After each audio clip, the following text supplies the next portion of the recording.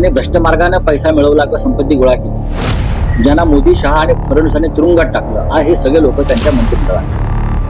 देवेंद्र फडणवीस यांना नीतिमूल्यांची चिंता वाटते, अवमूल्यनाची. ते वाचून जरा बरं वाटतं. कारण ज्यांचे दाऊद इब्राहिम बरोबर संबंध आहेत, ज्याने भ्रष्ट मार्गाने पैसा मिळवला किंवा संपत्ती गोळा केली, ज्यांना मोदी, शहा आणि फडणवीसांनी तुरुंगात टाकलं, हे सगळे लोक त्यांच्या मंत्रिमंडळात.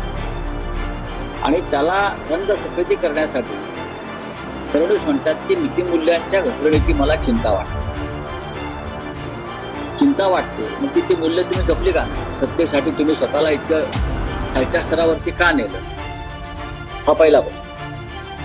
दुसरं ते जे म्हणतायत 2019 साली उद्धव ठाकरे आणि शब्द पाळला नाही किंवा काही दगा दिला, हे पूर्णपणे चूक आहे.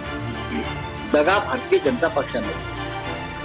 आम्ही शेवटपर्यंत त्यांच्याशी चर्चा करण्याचा आमचा प्रयत्न सुरू होता, पण त्यांनी चर्चेचे दरवाजे बंद.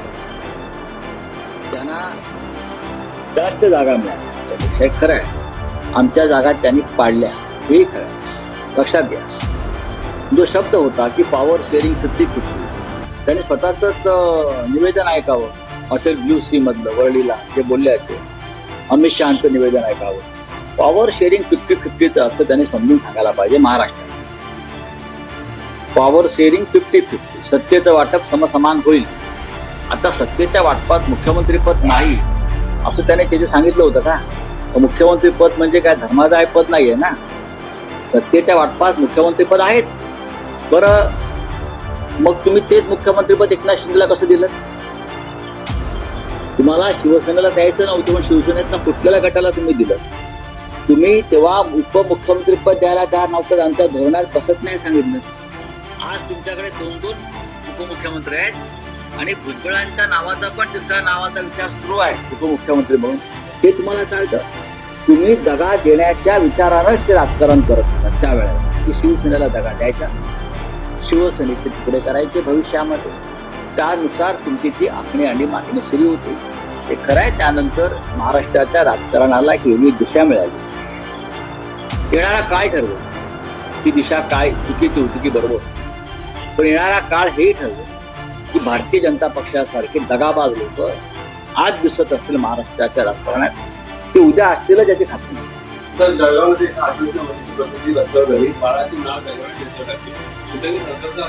गेल्या वर्षभरामध्ये रस्त्यावर प्रसूतीच्या किमान 100वर प्रसंग घडलेले आहेत. भिवंडी असेल, मेळघाट असेल, धुळे असेल, त्यानंतर ठाण्यातल्या आदिवासी पाडे असतील, तलासरी असेल.